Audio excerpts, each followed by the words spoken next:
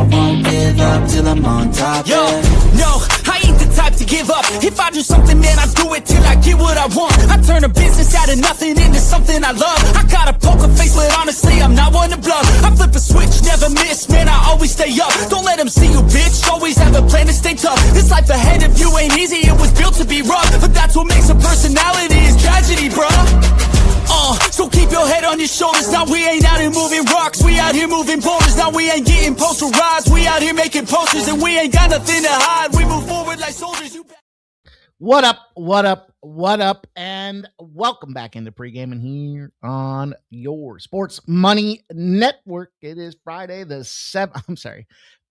17th, and we're sitting at the middle of the week on a Tuesday, but looking to give you guys some college basketball action. In fact, several college basketball games are underway. What do you say? Maybe we'll talk about some of these live plays and see if we can't find a way to get the bag. So I'm excited to talk to you guys about this card this evening.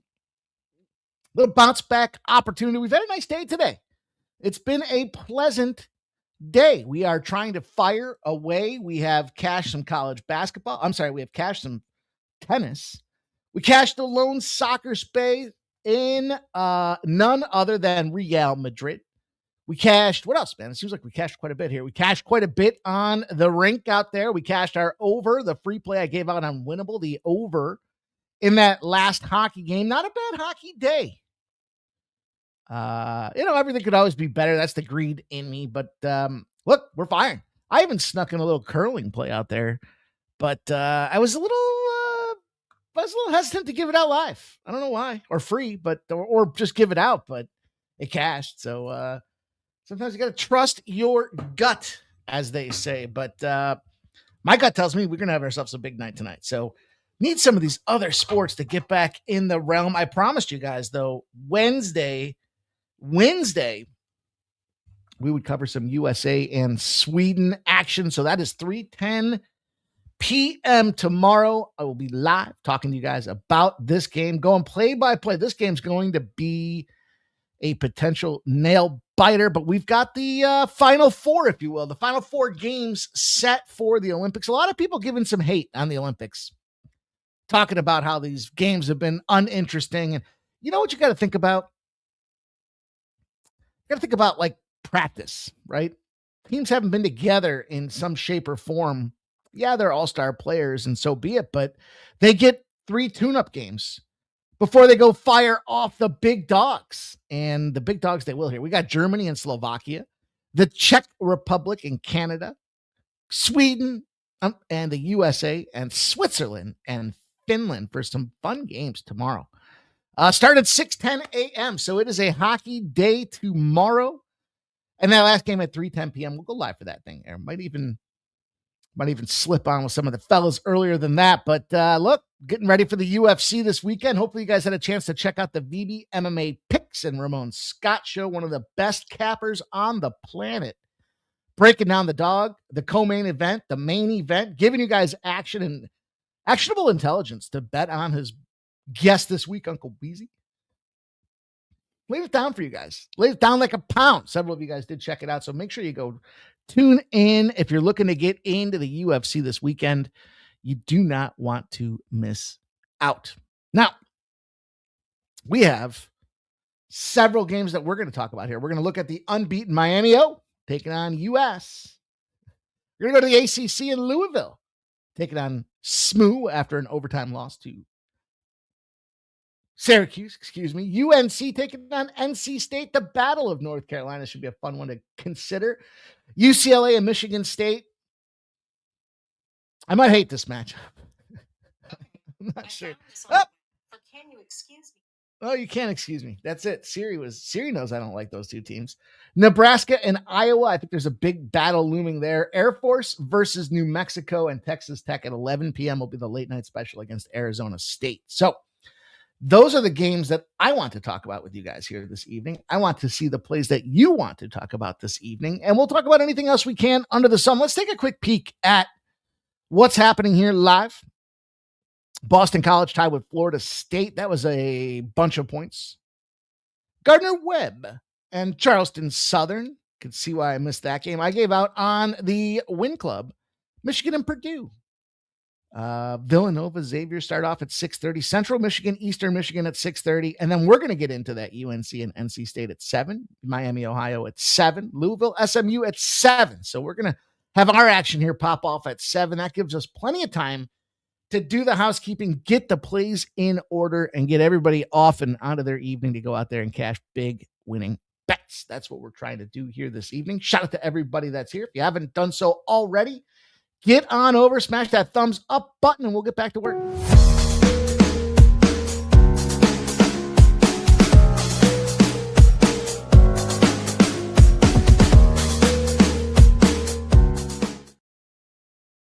I have found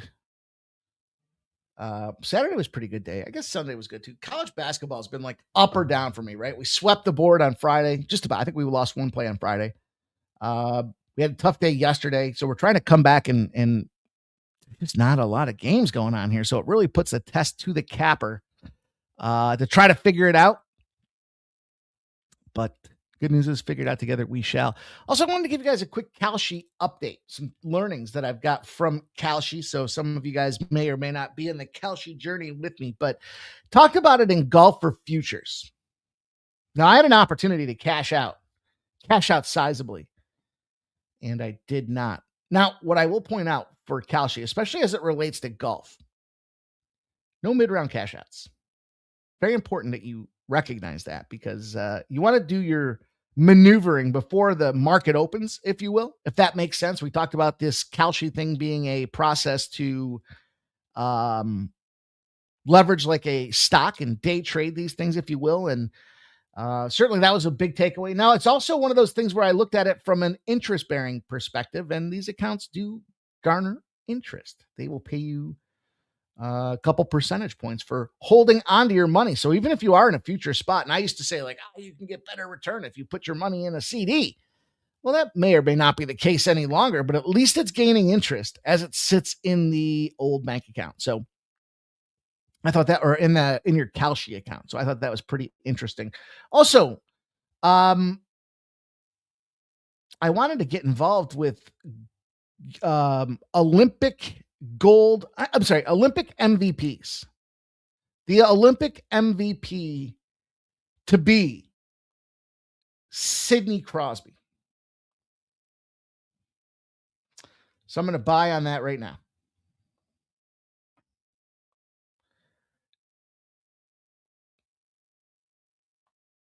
He's got 92% chance. He's playing pretty high. But I'm trying to build this bankroll up just a little bit. So 92 cents on this guy to get there means that we're going to get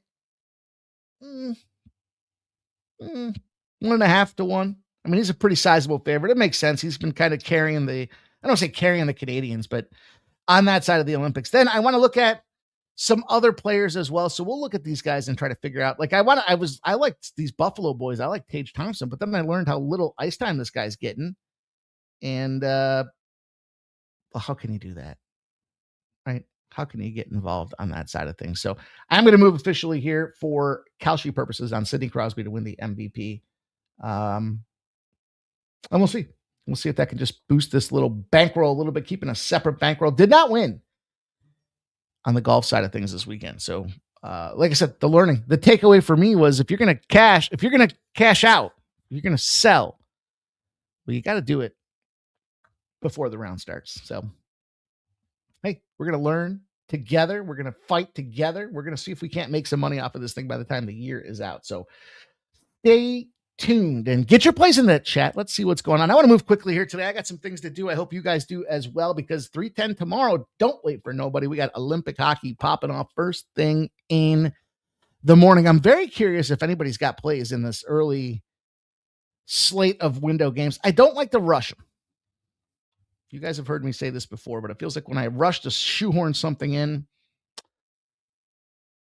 it just doesn't come to fruition. Look at Boston College, already doing what I thought they might do against Florida State. 15-8. Now, Villanova and Xavier will take battle out there this afternoon or this early evening.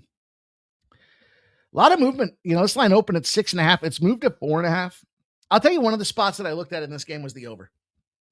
And frankly, I like Xavier to upset this Villanova squad. I'm going to sneak in a little extra play here on the, it's not the added board, but it's our added board. Because I just thought when I was looking at this thing, a lot of people just naturally going to go to Villanova. But you've got 59% of the bets, 51% of the cash. It's come down 1.5. And the total has gone from 149.5 to 153.5. 57% of the bets and 55% of the cash have come in on that side. What's going on here?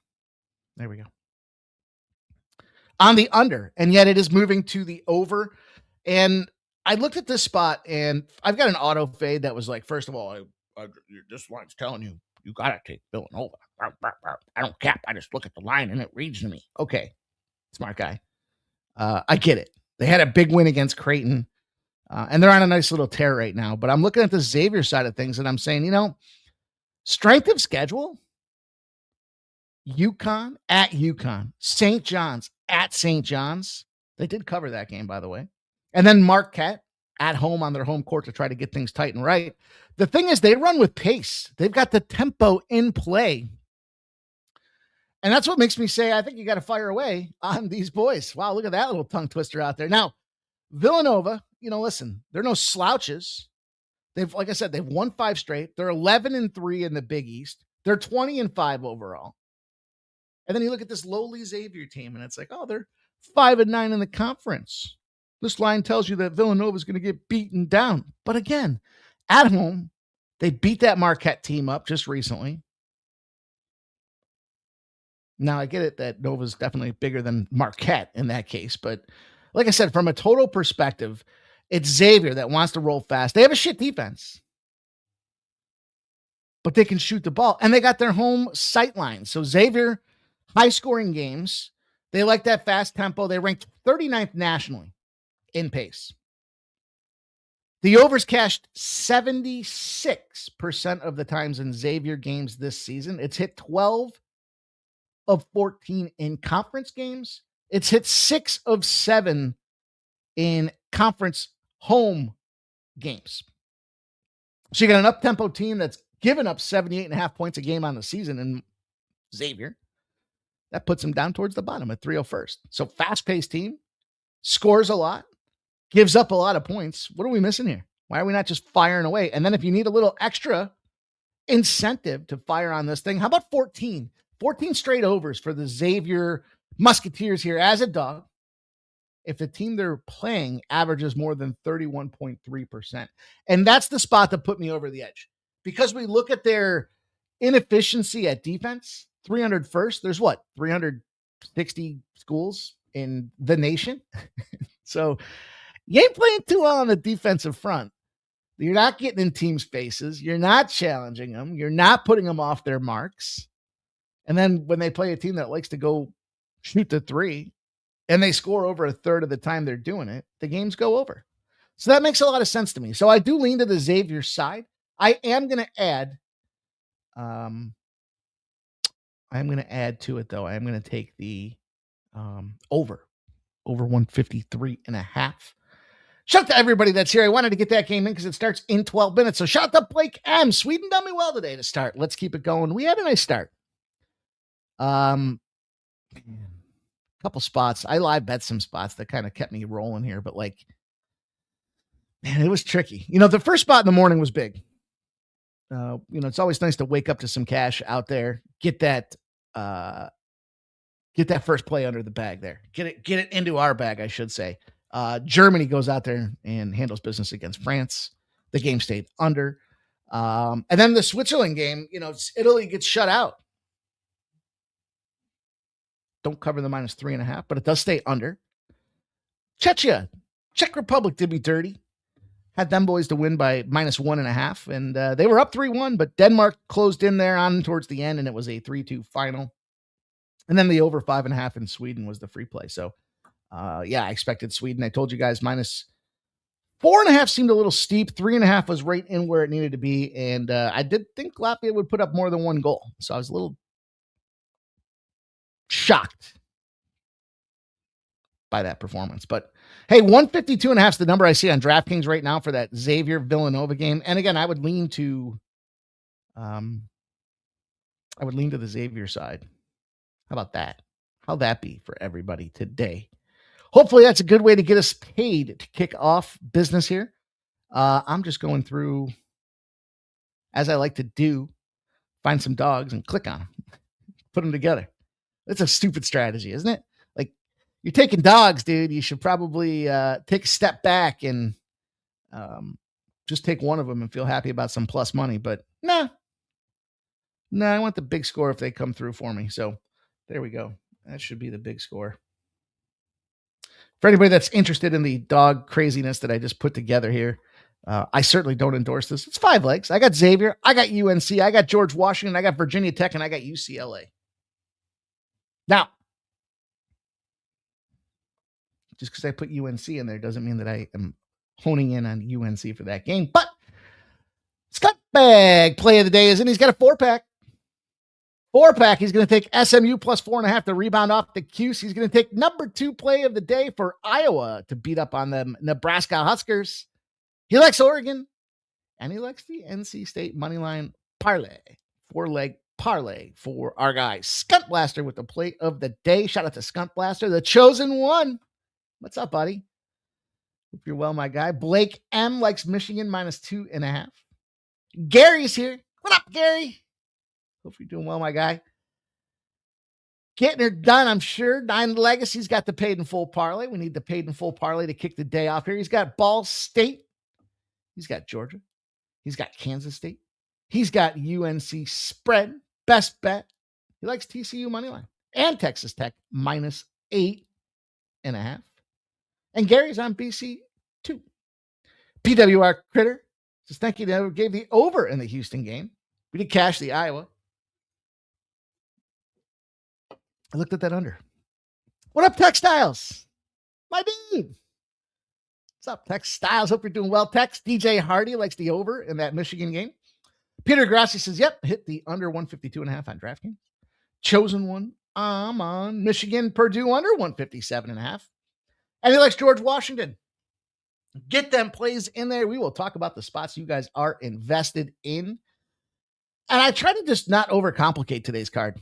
You know how some people say don't overthink it? I don't believe in it. Don't overthink it. I like to fade those guys that say don't overthink it. But I'm going to say don't overcomplicate it because Miami, Ohio, and UMass were one of the first plays that I looked at on the card and said, you got to be mother effing me. And it's come down from 3.5 to 2.5, which really gets my overthinking hat on. I guess the best way to describe it. One of the best team undefeated in the land against the UMass team that we know is straight ass here. 66% of the bets, 67% of the cash have come in on Miami out. And the total's coming down as well. But look, what has this team done to show you that they can't go out there and handle a road game? They've had some great road games. They just had that part of that MAC and Sun Belt Challenge. They were one of 2 MAC teams to go out there and smacking from the Mackin. And I don't see any reason why they can't continue their escapades out there. In fact, the books are trying to mess with your heads. These guys are 9-0 straight up and ATS when you put them between the 4s. UMass.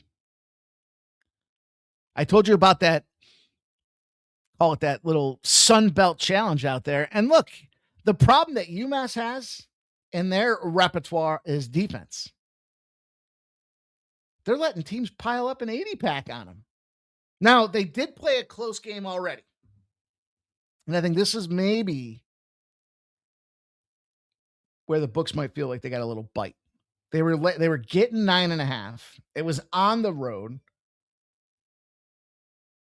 They just lost by 2 points, 86-84. So a lot of people had that team total for UMass. A lot of people are going back to that team total, but you're letting teams score 90, and Miami, Ohio's got no problems putting up 90s. So I think this is the follow-up beatdown spot that we find UMass is sitting in here waiting to take this one on the chin. And frankly, I don't see how UMass loses another game until the MAC playoffs here. Their schedule probably, I mean, look, they're the class of the conference, right? There's no big mystery in this process here. I know a lot of people like points. I just think this is one of those spots where you say, hey, you know what? These guys are kicking ass and taking names, and anybody that stands in their way, they've shown you the ability between the fours to go out there and be victorious. What are we doing? What are we talking about here? This team just finds a way time and again. They're number 22 ranked in the nation. If anything, it's because of how weak their competition is. And then we've got a big trend that's going on tonight, and it does affect several games. So think about it. Decide how you want to potentially apply it. But we've got a 17 dub going on here, a 17 straight winning trend going on, where you've got college basketball teams that are ranked playing unranked opponents. And it's cashed 17 straight times. So that is this game. There are a couple of games that fall under this criteria tonight. So think about it. Now, do I think they all just automatically win? Probably not. I mean, that's just sloppy capping. But there are spots where you've got ranked opponents playing unranked teams. And it kind of goes back to what I said yesterday. Remember when I said yesterday, I thought that this tournament isn't going to have the splash that maybe a lot of people are looking for. The dogs kicking ass early.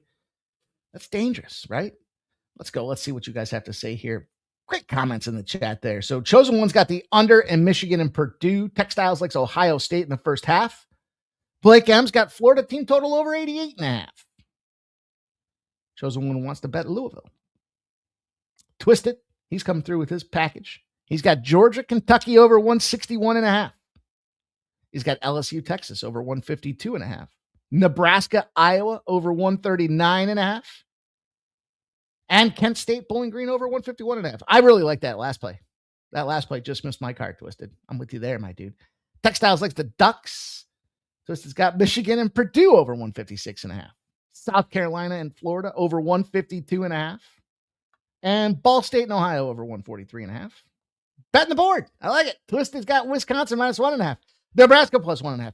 Purdue plus 2.5. Texas Tech minus 8.5. Says he thinks Miami, Ohio is a smash spot. On a lot of overs tonight. How do you feel about that? Does that make you nervous? Sometimes I get in my own head when I see that, and I'm like, oh man. Sometimes you'll hear me come out and be like, I think this entire board goes over. And then sometimes it does. Sometimes it doesn't. But I will root you on, my friend. Thank you for sharing your action. Let's talk about Louisville and SMU because we've got an ACC battle. And the big question is, can SMU bounce back after that overtime game here? Minus 2.5s have now crept up to 4s. So as we get closer to tip, we've got 57% of the bets and 54% of the cash on SMU. And yet the books are making it more attractive for people to bet. And that obviously gives me pause, makes me take a look at this card, take a look at this board. What the heck are we going to do in this spot here? And well, guess what? Ranked teams against an unranked rival that's on a winning streak. That happens to be the Mustangs. Surprise, surprise. Despite having to go into the deep waters against the Orange. Cover. Well, I guess it depends on what the number was that you got out there, is what it comes down to me. But it goes back to our ranked versus unranked. But I tell you, this exists in a couple of places tonight. 17 dub. And now I don't give a lot of credence to what Louisville did against Baylor. I'm not a big Baylor fan this year. You guys heard me talk about fading on Baylor this year. I'd like to fade Baylor again tonight. They did take the absolute boot to ass on NC State. 118-77. Ho hum. That's just a full out gunslinging battle. And it makes me wonder, how much more do they have left in the tank? Now, some of these spots that I was looking at, specifically with regards to, well, unders, have to do with pace and tempo. Louisville dictating pace and tempo. They're the beast in the woods in this one. They're sitting out there with a 12-0 under in their back pocket. Totals are greater than a 146.5. So you got a high total. They got less than 23 assists and had more than 13 turnovers the previous game. They're 12-0 to the under. They keep firing. You've got unranked teams versus ranked teams, and you got a high total off and under. Books overcalculate. Unders have cashed. Unders are 214 and 142 in that example as well. So quite a bit of under love here. But look, the magic sweet spot in the NBA, or the NBA, yikes. NBA's in some trouble of their own if you guys haven't been paying attention here. The sports books are getting pissed about these totals and bets relation. But think about, we've talked about like the sweet spot, the 2s, 3s, and 4s, where the books aren't sure if the teams are going to win or not. Plug this one into your memory bank. It shouldn't be too hard to remember. High totals go under. You know, we used to look at the board and say like, oh, the highest total on the board, just bet it over. Well, guess what? When it closes between 165 and 175. So that's a pretty high number, right? 165 to 175. Just think high total. 96 and 46 to the under. They're 9-1 in the last 10. They've cashed 7 times in a row. And that is going to lead me to some under action. I like to take a little under spot in this game here. And it's 167. I mean, there's 168 and a halves out there. The money's 50-50. It's one of the most bet games of the day, and they are a coin flip. And I found a trend that has cashed 7 straight times, 9-1 in its last 10. And that's going to lead me precipitously to the under in that game. Bear with me for a moment. What do you guys think about that? Can I get anybody on the under? Louisville -4 all day, says Twisted. He's on a lot of overs, but can I get him on the under? Whoops. Got this workaround for Twitter. I don't know what's going on with Twitter, but Twitter is under siege. And they don't want to they don't want to retweet. They don't want to even let access to the accounts in general today. So that's kind of a big deal. Twisted says he takes the under. Okay. Like I said, I just think that sometimes you've got these where I said I didn't want to overthink the card. It's like, which spots do I think teams can be competitive? I'll tell you what. I put them in the money line.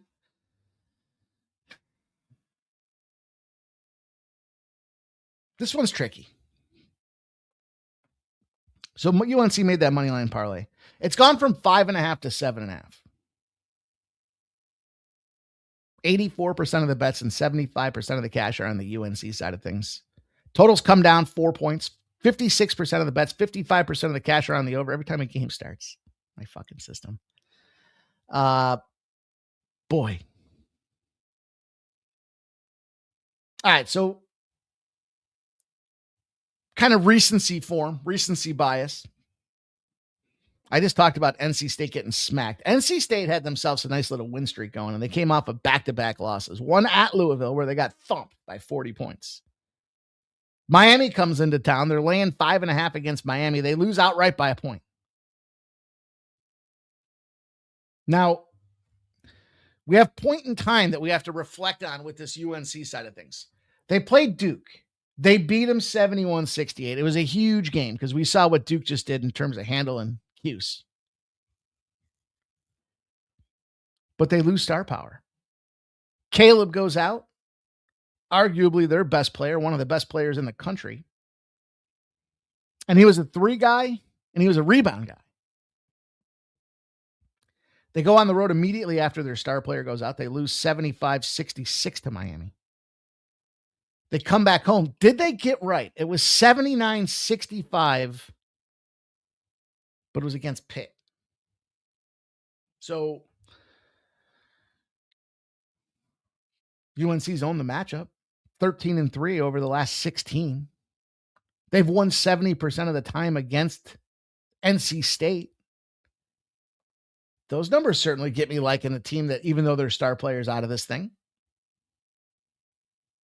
Those back-to-back losses for NC State, all of a sudden today is the get-right spot. They had an 8-point lead in the second half against Miami. They blew it and lost outright. I don't know. 6 in a row gets me thinking one thing, and I certainly like that little momentum they had, but UNC comes in, they're 20-5. Number 16 in the land. Well, at least by AP poll. Now, I mentioned Caleb Wilson.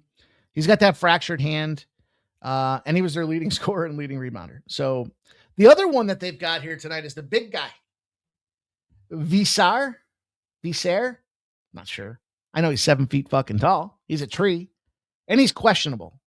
He missed the game the other night. So that concerns me.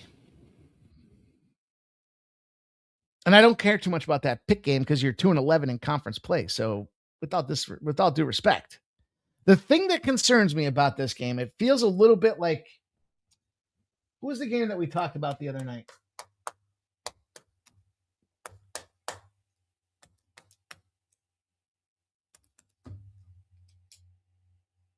Who was up in the second half and then just happened? Fuck, I can't think of their name. Murray State. It was Murray State.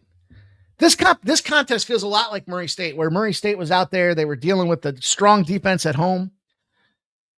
And NC State at home, their 3-point shooting is pretty much lights out. They're 6th best in the country at 3-point shooting. They're 13th in offensive turnover rate. And then you look at UNC and they're shooting dead last in conference, 40%. That ranks them 341 in the country in defensive turnover rate as well. So can UNC pull a miracle out of their ass in this case? That's the part that really has me questioning. We do have the ranked versus unranked opponent. That's a tricky one. Boy. And then there was another spot that I came into that I found with this, and I just thought, man, Ken, is this just a don't overthink it and fire on NC State spot here? You know I like to overthink shit. North Carolina.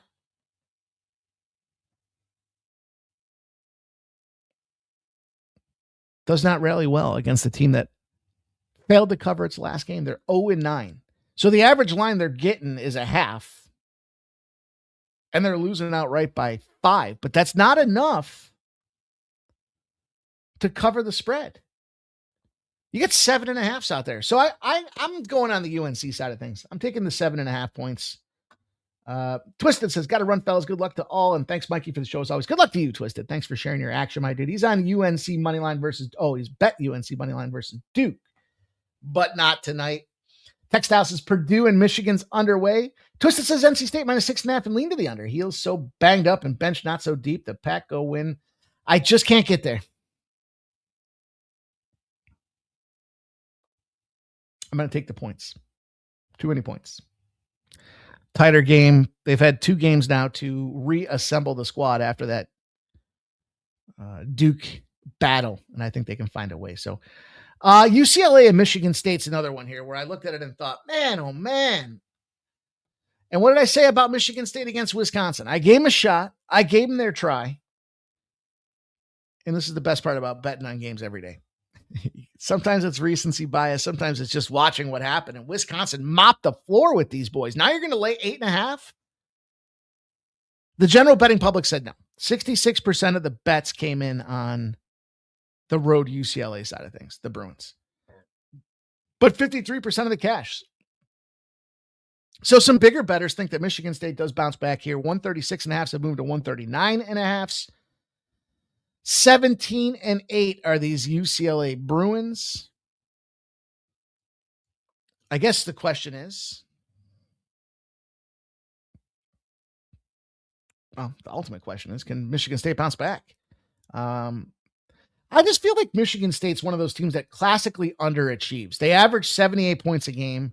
They got multiple players that put up double digits, but I don't know about the depth. And I think that's why you find a team like Wisconsin that goes out there in the second half and just frankly, Wisconsin took away those guys right from the get-go.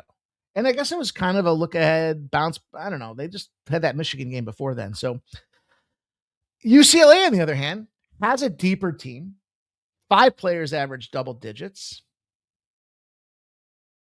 And I kind of like that situation out there here. UCLA lost by 30. Michigan State lost by 21. So who bounces back or who's going to bounce back harder? I just look at this UCLA. I don't want to be in the Michigan State business. I said this to C-Mac on Friday night. I texted him. I said, fuck Michigan State forever. And so I'm going to have to stand by it. I don't have much choice in the matter here. I just can't get behind. Them.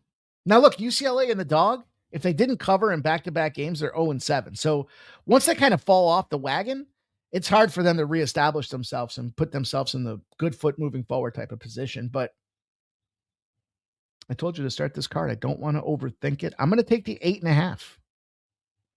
Frankly, I wouldn't be surprised if Michigan State loses outright. But listen, an eight line suggests that they win by 10 to 12 points. I just think that's too many to ask for a Michigan State team here. And you got some great coaching battles in this one. So it's not like there's an edge of letdown and give up, right? Cronin and Izzo, these guys are going to be scribbling on their fucking whiteboards on the sideline so much there's going to be smoke coming off it.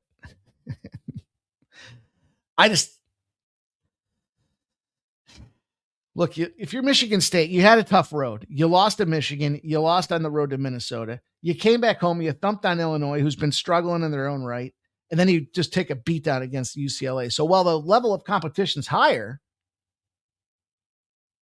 I don't know that gives these guys an edge in this case, because if you're UCLA, you had 3 straight home games before a Michigan. You lost to Michigan by that 30 pack. You're in the area. You come back and you look to fire. I just can't see them losing. What are they going to lose by 60 points in 2 games? I don't think so. I don't think Mick Cronin lets that happen. That's as simple as I think that breakdown can be, that look can be when it comes to it. So moving on, another big game in the Big Ten. This should be a fun game. That game last night was fun. Speaking of fun, Big Ten, or not Big Ten, but Big 12 battle with Iowa State and Houston. Man, that was sweaty. The -2.5, and they got it right on the peg to a 3. I mean, woo! And back and forth. Lots of good betting opportunities. That's what I like. When you can watch a game and you can see it ping pong back and forth and find just great live betting spots across the way. 77% of the bets, 68% of the cash are on Wisconsin. They have moved when it's tight. Let's look at the money line. Let's see how this is reflected. Plus 105 has gone to minus 104 on the Wisconsin side of things. So 84% of the bets and 79% of the cash. I said this the other day, I think Wisconsin moves themselves into an Elite 8, if not a Final Four team. I should sit down and start making the bracket now. I don't need to wait. I mean, then I can see who they play. Maybe that'll give me, but I suck at brackets, right? I mean, it's fucking documented. So, when I knew nothing about college basketball, I did a lot better. It's like those, the office admin that's making the photocopies and asking you if you want, hey, do you want to be in the office pool with us? It's only $5. And you go out there and she fucking thumps somehow. And you're like, what happened? How did she do well? She picked him at the jersey color. Then you start knowing a little something about the team, and it's like, oh man, it's got to be more than just when the bracket comes out that you start prepping. So we'll see what I can do about that there. But I'm looking at this Nebraska-Iowa game, and I'm just sitting there thinking to myself, look, big battle, home team, Big Ten. We've talked about the Big Ten home teams and the advantage that they have. Now, if you want to play the money line game, this one, just like that last game, went from minus 105 to plus a half. 76% of the bets and 73% of the cash are on the Huskers. But the Iowa side went from minus 104 to minus 110. You had 60% of the bets, only 41% of the cash. So, 22-3. Nebraska's a pretty solid fucking team. No question. We got some underlove going on for this game, and I think that makes a lot of sense.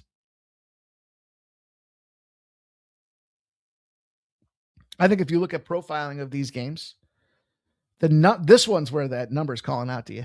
Like, wait a minute. What's going on with this game? Nebraska should go out there and impale these dudes.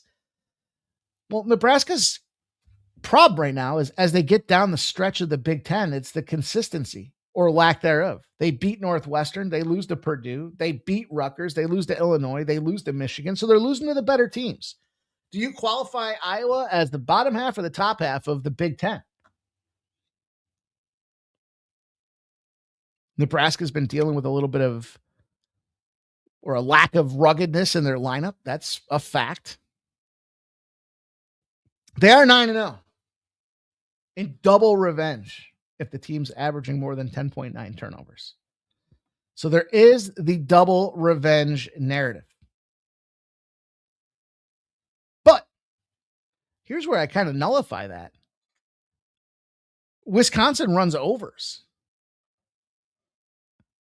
I'm sorry. Of course, Wisconsin runs overs.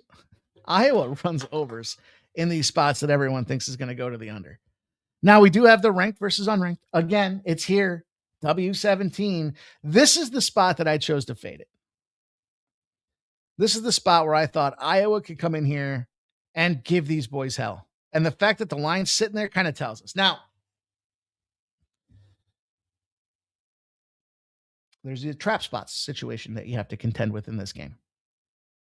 And it's cashed 13 straight times. So I'll see your W17 and share with you the reason I went W13 is because I like this angle.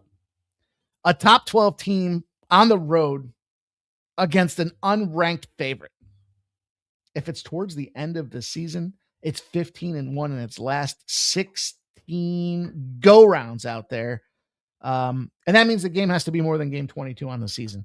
So for those, by the way, Iowa favorite at home. If you've got like a mid-range total, they're not expecting a full-fledged blowout or a full-fledged blowout and score fest.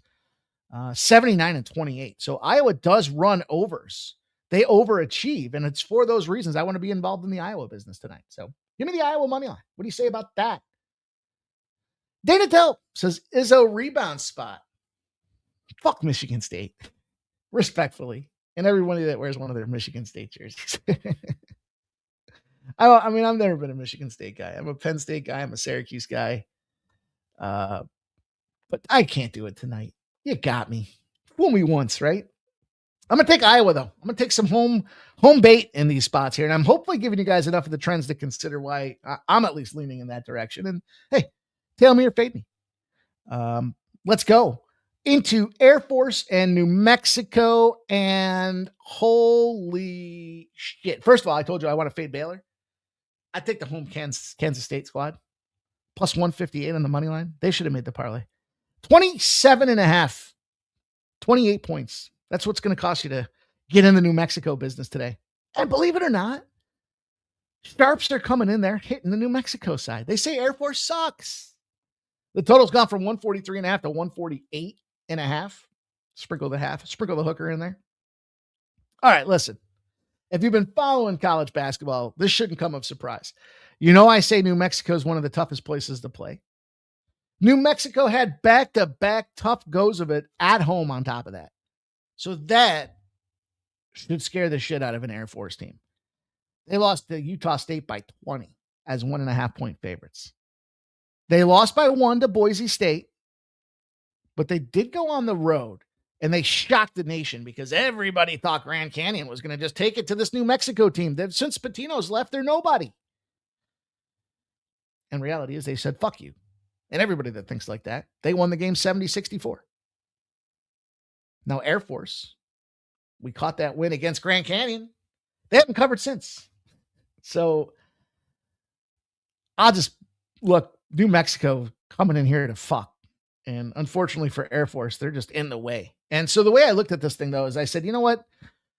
I think that New Mexico is in a full-fledged factory reset, meaning New Mexico's got to come in here and say, listen, we've been in a tough spot. We're trying to settle down and get ready for divisional or conference tournament. We got a huge favorite, which means that potentially they should be crushing these dudes and the back door opens up. But I think they want to play defense. And I think they've got the advantage at home. And I think they're already playing a struggling Air Force team. I'm not going to mess with the points. I'm going to turn to the old trusty Air Force unders on the road. They're 113-91. Only I don't think New Mexico runs the under game. I think New Mexico's coming in here to do some damage, try to get themselves. This is a statement opportunity from a confidence perspective for New Mexico at the pit.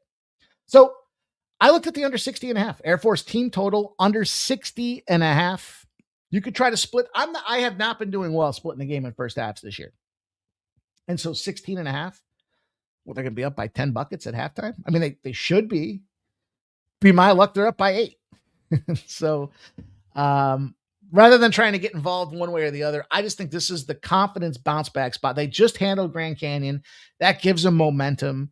They come back home where they had those 2 back-to-back losses. And in all fairness, as small dog on the road, they held Grand Canyon, who's probably one of the best teams in the conference, to 64. So I think recent form, the fact that Air Force goes on the road and plays unders, give me their team total under. Give me the under 60.5 for Air Force. Bunch of little guys out there. We talked about that. We'll take that under, and we'll go to the last game on the board here. Texas Tech and Arizona State. I told you, maybe it's an oversimplistic view of the card today. Dana Delp says NC State plus 8.5 now on DraftKings. You mean UNC?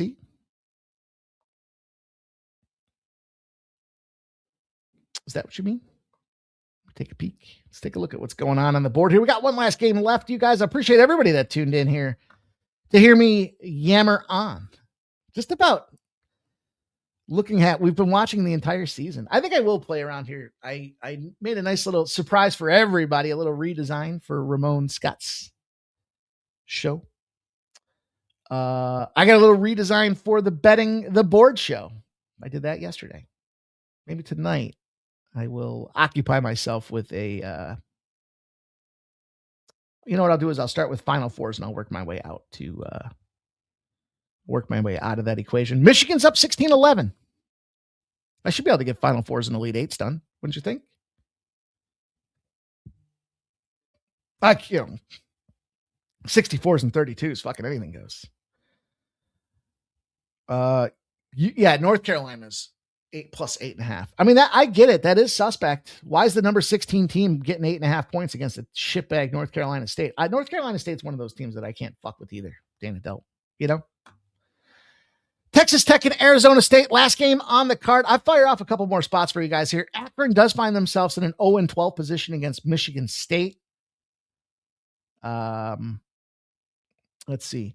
Rhode Island puts themselves in an 11-0 position to the over against St. Louis. Just rapid fire a couple of these for you guys. South Carolina's got themselves in an 8-0 position to the over against the Gators. Chomp, chomp. And the Gators got themselves in an 8-0 position on the money line. I'm sorry, on the spread. Couple of other factors for you guys to consider. Texas has themselves in a massive over spot against LSU. They should bust up LSU tonight, but didn't make the card. Maybe it was too cute. Florida State, obviously going to bust up. Well, I say obviously, but they're dealing with their own situations out there. Sharp respected betting came in on Northern Illinois. They also took the Grand Canyon San Diego State game over. Now, for note, this sharp respected better on the side for Northern Illinois is down 0.8 units on the year. But the total respected better that took the over in Grand Canyon is up 10.8 units on the year. So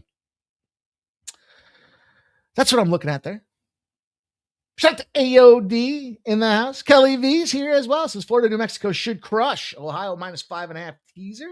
Team total over. New Mexico. Good luck all from KV2K. Let's see. I'd lean to the under in that Wisconsin-Ohio State game. I'd lean to San Diego State as well for some extra action there. But, Arizona State and Texas Tech. This is a tricky one for sure. This line opened at 8.5. So there's a lot of road points to be laid here. And 68% of the bets bought in. 59% of the cash. It moved from 8.5 to 7.5. The total's gone from 156.5 down to 154.5. And look, I think you have to consider Arizona State and a money line play, even though it's 10 is what they're suggesting on the spot here. They control pace at home. They get in the lanes. They've had some big games here recently. I mean, they're 4-1 against the spread in their last 5. Now, Texas Tech comes in here. I get it. They go at West Virginia. That game goes under. I told you West Virginia is an under spot. Colorado. They thumped Colorado. They beat Colorado by 34 points. They were laying 14.5. And then they had Arizona. They beat Arizona outright. And that is why I think you can fade this Texas Tech squad here. Most people are going to look at that and be like, oh my God, they were 9.5-point dogs. They won by 3 outright at Arizona. I know. And for that reason, it's the overinflated, big dick in everybody around campus fade spot of the century out there to get involved in the Arizona State business. Overall, this Arizona State team, while underachieving on the year, they stay in there. They're I told you, they get in the lanes. Texas Tech's got names, though. Look, they rank inside the top 30 in efficiency ratings in offense and defense. So they are a team that can stymie. Now, Texas A&M is a full fade for me, but Texas Tech, I could see a case to buy. I don't want to lay 10.5 on the road after you just took down Arizona. Fucking kidding me? Jay, you're going to need a lot more than JT Toppin. And the big night that he's probably going to have. It just seems like there is some depth, even though the middle tier or the depth in the defense is middle tier for Arizona State. I